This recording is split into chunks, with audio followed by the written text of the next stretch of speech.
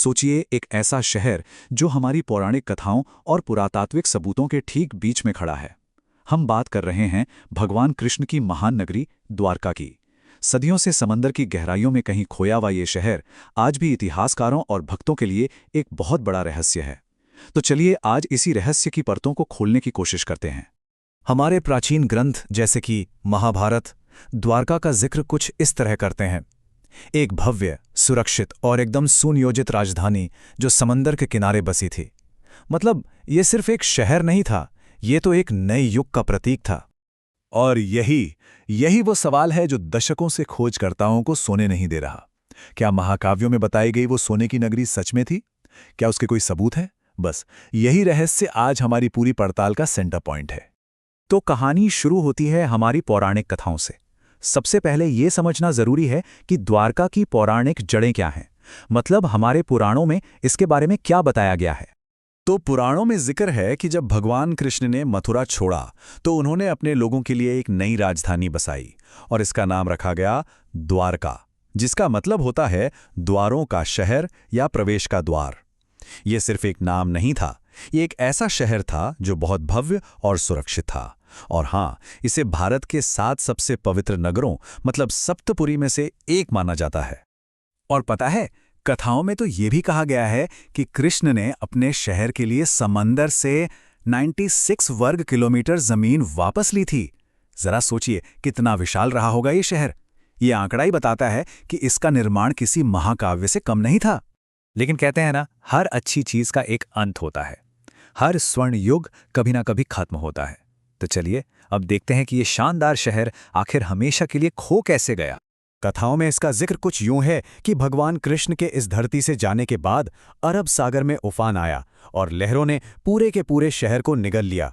पल भर में एक फलता फूलता महानगर समुद्र की गहराइयों में दफन हो गया और पीछे रह गई तो सिर्फ उसकी कहानी।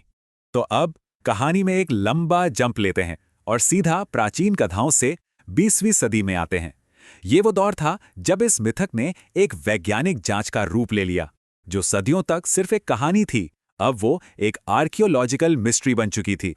ये जो टाइमलाइन है ना, ये हमें दिखाती है कि ये खोज कितनी लंबी चली है। सोचिए, लगभग 1500 ईसा पूर्व के महाभारत काल से कहानी शुरू हुई।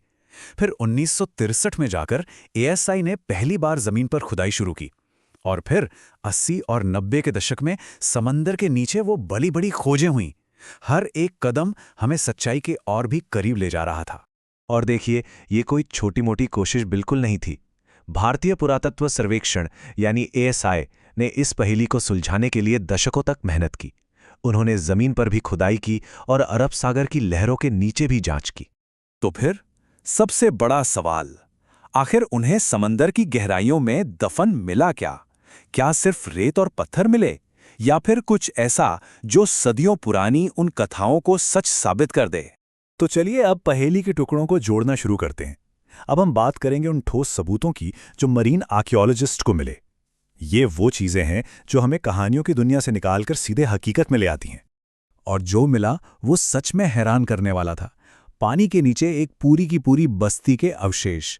सोचिए, पत्थर से बनी एक बहुत बड़ी जेटी, शहर की बाहरी और अंदरूनी दीवारें, किले के बुर्ज और सबसे खास चीज 3 छेदों वाले पत्थर के एंकर्स मतलब लंगर।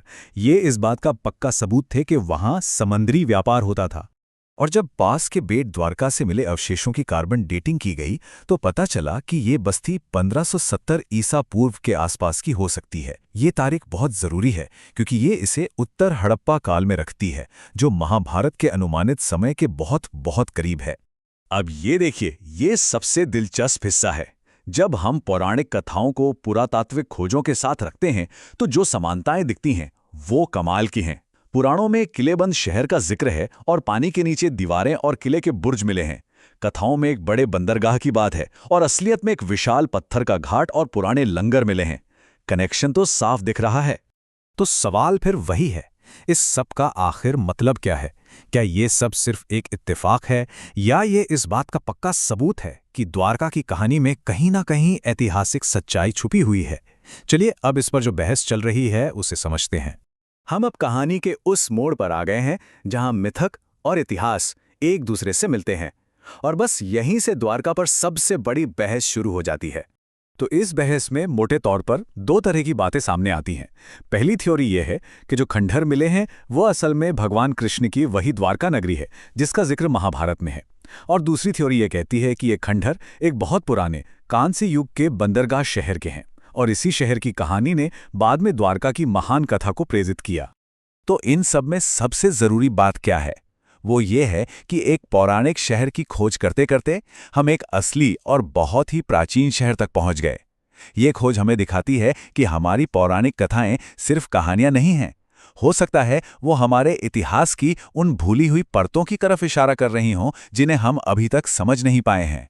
और आखिर में हम इसी एक सवाल के साथ रह जाते हैं कि द्वारका एक ऐतिहासिक सच्चाई थी जो समय के साथ एक मिथक बन गई, या फिर ये एक मिथक है जिसके अंदर एक गहरी ऐतिहासिक सच्चाई छुपी है? इसका पक्का जवाब तो शायद हमेशा के लिए समंदर की गहराइयों में ही कहीं दफन रहेगा। है ना सोचने वाली बात?